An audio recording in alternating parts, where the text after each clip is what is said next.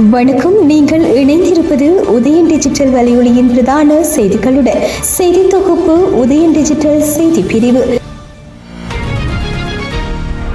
சாவகச்சேரியில் நேற்று மாலை நடந்த விபத்தில் 2 படுகாயமடைந்து மருத்துவமனையில் சேர்க்கப்பட்டுள்ளனர்.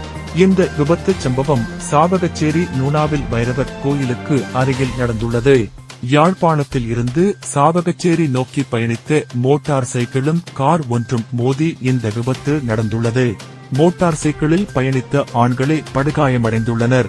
அவர்கள் சாவகச்சேரி மருத்துவமனையில் சேர்க்கப்பட்டுள்ளனர். இந்த விபத்து சம்பவம் தொடர்பாக சாவகச்சேரி போலீசார் விசாரணைகளை முன்னெடுத்துள்ளனர். சாவகச்சேரி ஆதார மருத்துவமனையின் சத்திர சிகிச்சை கூடம் நேற்று முதல் மீண்டும் இயங்க ஆரம்பித்துள்ளது. சாவகச்சேரி ஆதார மருத்துவமனையின் சத்திர சிகிச்சை கூடம் மயக்க மருந்து மருத்துவர் பற்றாக்குறையால் இயங்காதிருந்தது. தற்போது கிளிநொச்சி மருத்துவமனையில் உள்ள மயக்க மருந்து மருத்துவர் ஒருவர் சாவகச்சேரி ஆதார மருத்துவமனைக்கு விடுவிக்கப்பட்டுள்ளார். நேற்று முதல் சாவகச்சேரி ஆதார மருத்துவமனையின் 2வது மயக்க மருந்து மருத்துவராக அவர் கடமைகளை பொறுப்பேற்றதை அடுத்து சத்திர சிகிச்சை கூடம் மீள இயங்க ஆரம்பித்துள்ளது. அண்மையில் வெளியான உயர்தர பரீட்சை பெறுபேற்றில் தொழில்நுட்பத்துறையில் மாவட்ட ரீதியில் முதலிடம் பெற்ற மாணவன் சிறுநீரக மாற்று சிகிச்சை வெற்றியளிக்காமையால் உயிரிழந்துள்ளார். முல்லைத்தீவு கச்சலை மடவைச் சேர்ந்த பானுசன் என்பவரை உயிரிழந்தவராவார்.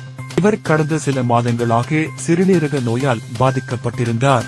அவருக்கு அண்மையில் சிறுநீரக மாற்று சத்திர சிகிச்சை மேற்கொள்ளப்பட்டிருந்த நிலையில் சிகிச்சை வெற்றியளிக்காமையால் உயிரிழந்துள்ளார். கடன் தொல்லை காரணமாக வன்னியில் பெண்கள் தவறான முடிவெடுத்து உயிரிழக்கும் சம்பவங்கள் அதிகரித்துள்ளன என்று கடற்றொழில் அமைச்சர் இராமலிங்கம் சந்திரசேகர் தெரிவித்தார். நாட்டுக்கு கூடுதலான வருவாய் ஈட்டித் தருபவர்களாக பெண்கள் உள்ள போதும் சில மாவட்டங்களில் பெண்களின் வாழ்க்கை நிலை பின்னந்துள்ளது என்றும் அமைச்சர் சுட்டிக்காட்டினார். பிரதானமாக வன்னி மாவட்டத்தில் பெண்கள் பெரும் துன்பங்களை எதிர்கொண்டுள்ளனர் என்று குறிப்பிட்ட அமைச்சர் இந்த நிலைமையை மாற்றியமைப்பதற்கு அரசாங்கம் இயலுமான அனைத்து முயற்சிகளையும் முன்னெடுக்கும் என்றும் தெரிவித்துள்ளார். இலங்கையில் உள்ள மக்களில் 5இல் ஒருவருக்கு ஏதாவதொரு வகையான மனநோய் உள்ளது என்று சிரேஷ்ட மனநல மருத்துவர் சஞ்சீவன அமரசிங்க தெரிவித்துள்ளார். தேசிய மனநல நிறுவனத்தில் நடைபெற்ற கருத்தரங்கு ஒன்றிலேயே அவர் இவ்வாறு தெரிவித்துள்ளார். நாட்டில் பதிவாகும் தற்கொலைகளில் 50% மனநோய்களால் ஏற்படுகின்றது என்று குறிப்பிட்ட அவர் ஒவ்வொரு நாளும் 8 பேர் தற்கொலை செய்து கொள்கின்றனர் என்று தெரிவித்துள்ளார்.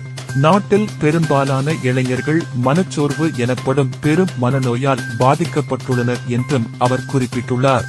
கையடக்க தொலைபேசிகளுக்கு அடிமையாதல், போதைப்பொருள் பழக்கங்கள் போன்றவை மனநோய் அதிகரிப்புக்கு காரணமாக உள்ளன என்றும் அவர் சுட்டிக்காட்டியுள்ளார். பிரபல ரக்பி வீரர் வசீம் தாஜுதீனை கொல்வதற்கு வந்த குழுவில் அண்மையில் மித்தனியவில் கொல்லப்பட்ட அருண விதானகமகேவம் இருந்துள்ளமை உறுதிப்படுத்தப்பட்டுள்ளது என்று பதில் போலீஸ் ஊடக பேச்சாளர் தெரிவித்துள்ளார். படுகொலை செய்யப்பட்ட அருண விதானகமகேவின் மனைவி பாதுகாப்பு கமரா பதிவுகளை அடிப்படையாக கொண்டு தனது கணவர் அந்த குழுவில் இருந்துள்ளார் என்பதை உறுதிப்படுத்தியுள்ளார். இந்த விடயத்தை அடிப்படையாக கொண்டு விசாரணைகள் தீவிரப்படுத்தப்பட்டுள்ளன என்றும் பதில் போலீஸ் ஊடக பேச்சாளர் தெரிவித்துள்ளார். படுகொலை செய்யப்பட்ட தாஜுதீன் தொடர்பில் குற்றப்புலனாய்வு திணைக்களம் 13 ஆண்டுகளாக விசாரணைகளை மேற்கொண்டுள்ளது. சாட்சியங்களை அடிப்படையாக கொண்டே விசாரணைகள் முன்னெடுக்கப்படுகின்றது என்றும் அவர் குறிப்பிட்டுள்ளார். நேற்று நடைபெற்ற மகளிர் உலக கிண்ணத் தொடரின் முதல் ஆட்டத்தில் இந்திய மகளிர் அணி வெற்றியீட்டியுள்ளது. இந்த ஆட்டம் மழை காரணமாக தாமதமாக ஆரம்பமானது. இலங்கை இந்திய அணிகளுக்கு இடையே நடந்த இந்த ஆட்டத்தில் நாணய சுழற்சியில் வெற்றியீட்டிய இலங்கை அணி களத்தடுப்பை தெரிவு செய்தது.